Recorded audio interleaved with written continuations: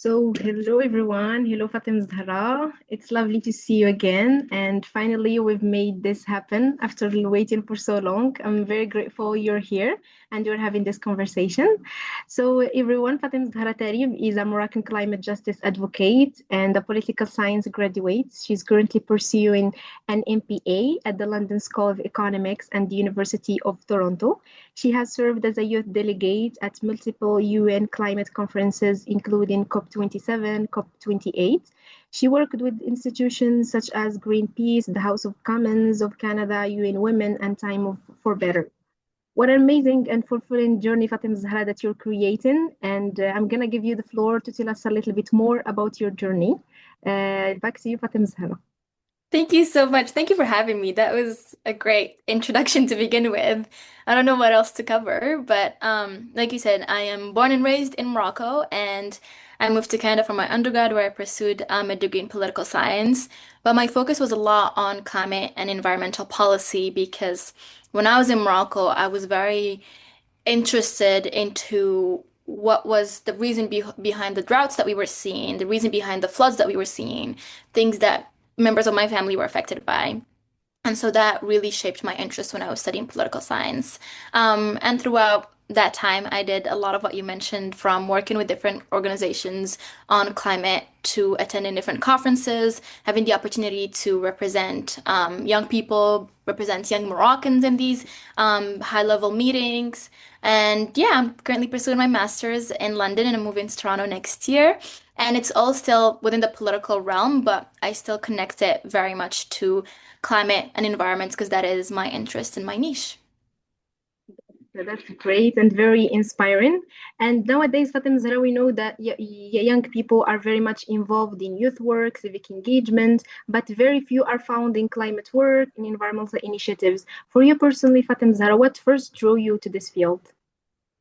I think what first drew me was just curiosity, um, just seeing these changes in our climate. I was very curious to understand why and how it worked, and I suddenly found myself down a rabbit hole of a lot of information, a lot of interest, but also beyond that, it was the fact that the climate crisis is so interconnected with everything else. It's so interconnected for our rights as humans. It's so interconnected to the normal things from our day-to-day lives. But also beyond that, I had a sense of stakes. So there was a lot of high stakes for me as a young person for the future that I'm inheriting. And so that kind of urgency really drew me into it. But also I'm a very positive person in life. I'm a very hopeful person. And that space used to be very gloomy and doomy. And I was very curious to find the hope in it. And so I kind of was like made it my own mission to find the hope or maybe hopefully create it while in it. And that kind of drew me in it. That's great. And you mentioned that there's something that creates hope for you to keep working on this. What's that? Is there something that motivates you to keep stuck in the field and to keep Yes. advocating? My answer is going to sound very generic and very cheesy, but it's literally the people that I meet. It's very, very impressive to see what people are doing on the ground when you get to meet them through this kind of work, to see what people across the world are doing, from inventing inventions that clean your water to creating new ways for people to participate in advocacy without risking themselves, without risking their lives. There's a lot going on in the world that is really, really great and fills me with hope. But it's also the fact that sometimes it can feel very isolating when you're tackling something as big as the climate crisis. So the good thing about being involved is that you get to have people who share that same worry, but that create that hope because they're also helping, because they also understand the urgency and the need to be involved. And so that truly keeps me hopeful. And I got very lucky to meet a lot of people from every corner of the world and hear what they're doing, from legal aspects to address the climate crisis, to innovations that are technological, to raising awareness. It truly varies, and I'm always just impressed and feeling very grateful that I get to hear these things and know of them so that I can keep going. I love how you put it into words that people are very much the reason why we are doing what we're doing. People who inspire us along the way. So I'm very grateful for you, Fatim Zara, and for the amazing journey that you keep building with those people and the people you've met. And if there is something important that young people need to know to be involved in environmental initiatives, why is it important for them to be involved, in your opinion? Yeah, I think, like I mentioned earlier, it's high stakes. It's literally our future that's at stake. We're inheriting an earth that is unfortunately quite polluted, and we really need to have a say in it. There's a whole movement that is pushing for young people to be part of this discussion and this work because it truly is what we're going to inherit after all. And so there's this aspect, but there's also the aspect that we are a very powerful demographic when we work together. As young people, we have quite the say. We are growing up to become also voters in countries where we can vote for our decision makers. And so these elements really matter because that provides us with power and influence. And if there's anything to influence, it's continuity for us in a world where we can breathe clean air, we can have clean water, where we don't have to worry, about the sustainability of our lives and the continuity of humanity to be a bit too macro. But it's truly that it's the high stakes and the fact that we really, really are powerful when we come together. And I'm hoping that people can come together because then that gives us great influence for something that will affect all of us at the end of the day. Certainly. And currently in Walmerit, we have an ongoing challenge that's called Green April Environmental Challenge, where the community takes courses in fundraising, in the program management, and eventually they are asked to come up with an environmental initiatives or something that's related to climate work. So if there is some sample actions young people can start within their communities, can you give us, Fatem Zahra, some suggestions? Yes, I mean, it's my introduction talks a lot about high level things that I've gotten to do, but I started teaching young kids how to recycle the trash that they keep from their snacks. That's literally how I started. I was in high school, and my friends and I were really interested about sustainability, and so we decided to teach young kids about how to recycle, and that really helps because then you're building kind of young people that are already aware from a very impressionable age. So this is an example, for example, what I did. But it truly just depends on where you are. It can be as simple as learning something about the climate and sharing it with the people that are around you. It can be as simple as going and picking up trash from the beach. And a lot of initiatives in Morocco that do this in coastal cities. It can be also, I mean, you said you're giving courses. It can be you learning that course because you doing this for yourself is also an action that you can take within the community because we do need people to be aware of it. There's a lot that can be done in that sense. I think what's important to acknowledge is that no action is small. Every action is part of the puzzle. Everything matters at the end of the day because it creates a ripple effect. We can't have everybody who's creating technology and then that's it, but then not care about community building. We need both of these things. We can't have everybody who's doing, let's say, policy where you have to draft policy and you have to create all these things without having people that actually go and knock on doors so people can know what's going on in their countries and stuff like that. So every action plays a role, no matter how small it may seem, because it truly isn't small. And from my experience, I found that the more local you are, the more impact you have. And that impact is incredible when you get to do stuff for your own people, your own community. It truly speaks power. So I know I didn't give a lot of examples, but I just feel like whatever you feel like fits within your context, do it.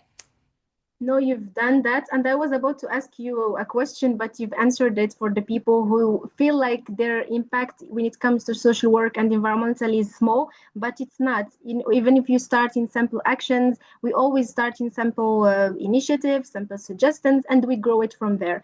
So I think you've answered that question, Fatem Zara, and I will just move to my other question, which is, has working in this field has changed the way you see our daily life or let's see our relationship with nature?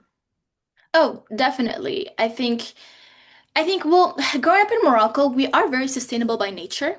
Like, we don't like to waste food. There's always leftover food that you eat the next day. Whenever I remember we would buy like chocolate, like Nutella or something, my mom would keep it, clean it, and then use it to keep lentils or other things that she can keep in it, right? So I think in general, I grew up with sustainability being an act by itself, just from what we are.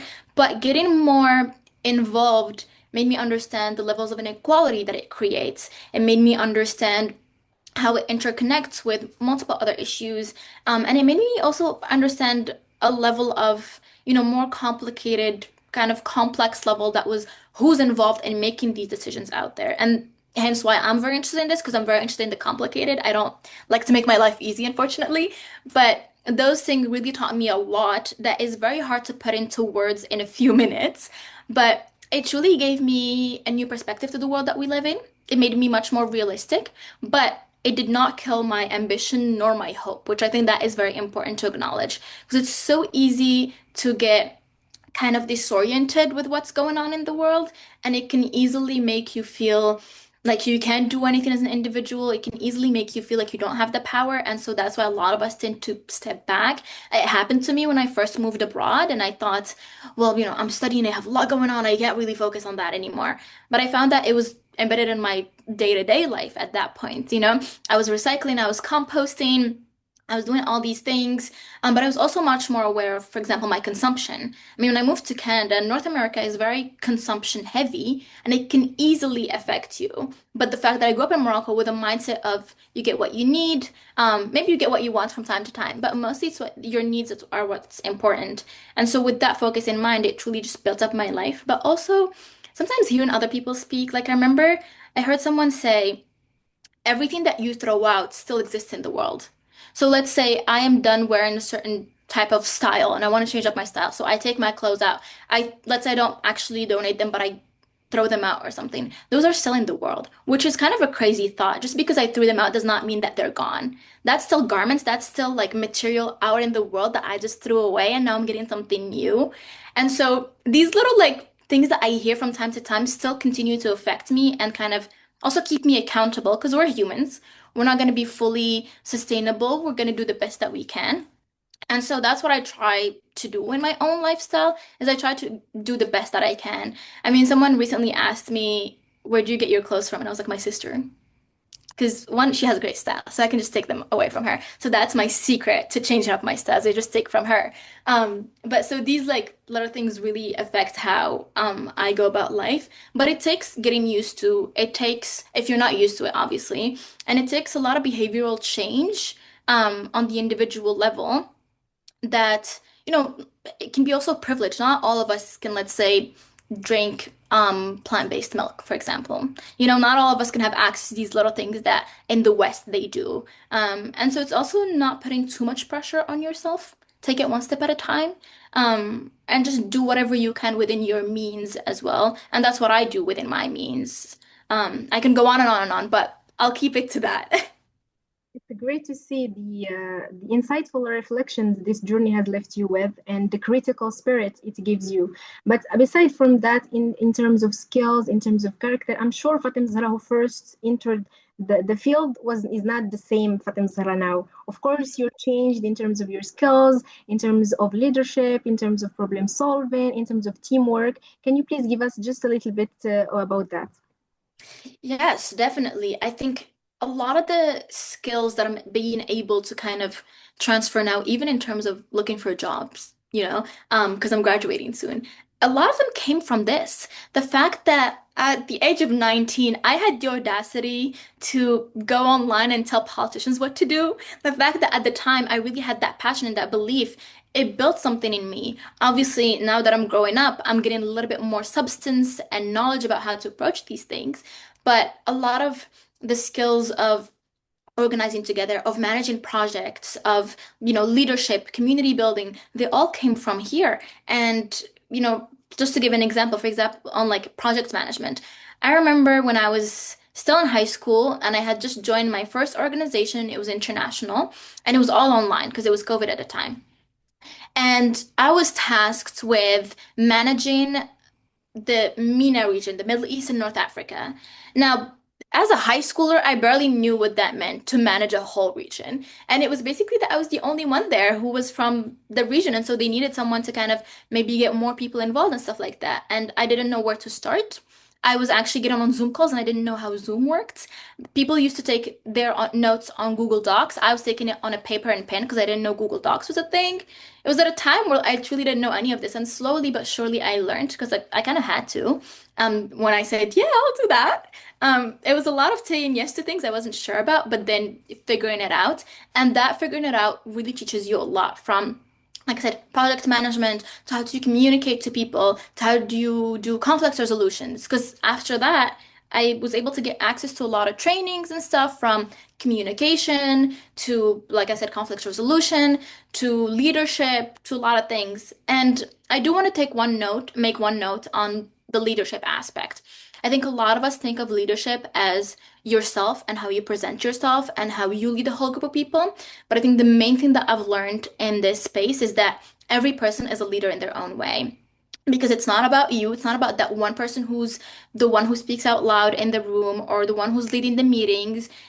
We all have different skills that we lead in, and every person can be that leadership in their own way. And it's that collective leadership that really makes us really powerful. Because I remember being in groups where someone is able to kind of manage a meeting, but someone is able to create a safe space. Someone is able to create a space that everybody feels comfortable to talk in. Someone is able to take notes. Someone is able to keep up actions for the next meeting or stuff like that. So everybody had their own thing that made them a leader in their own way. And I think that is the biggest takeaway from all of these years is that it builds a beautiful leadership that is really rooted in the community and in the collective, because at the end of the day, without the collective, you can't move forward.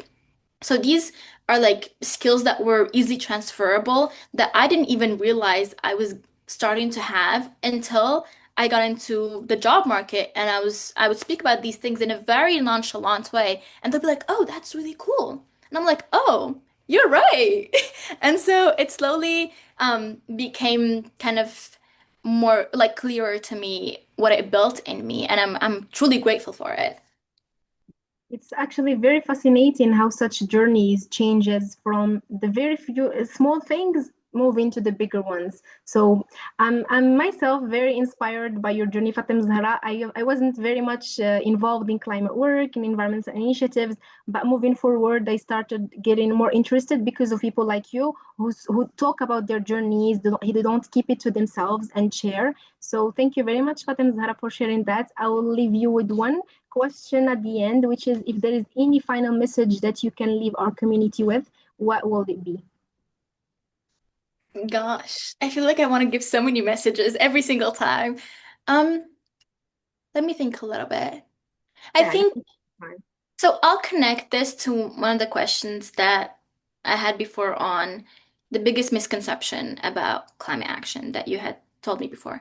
Um, So I think one of the biggest misconception about all this, like the working climate and environment, is that we think that we're saving the planet because that's the message that we're giving out there, is that, for Mother Earth. I mean, recently it was like Earth Day. But truly we're just saving ourselves because Earth will continue whether we're here or not. And so if there's one message that I truly want to leave people with is just this reminder that it's truly, about us, about the continuity of us. And it is each person can take a little responsibility on that end so that we hopefully can keep a beautiful world that we're living in. I have a niece and I always think about the world that she's growing up in. I always think about, the next day if she's gonna have clean air, if she's gonna have access to clean water, if she's gonna have access to fair education, without worrying about all these things. I think about a future where I don't need to be advocating about climate anymore. But in order to get to that future, we all have to play a bit of a role in it. And it can be different types of roles.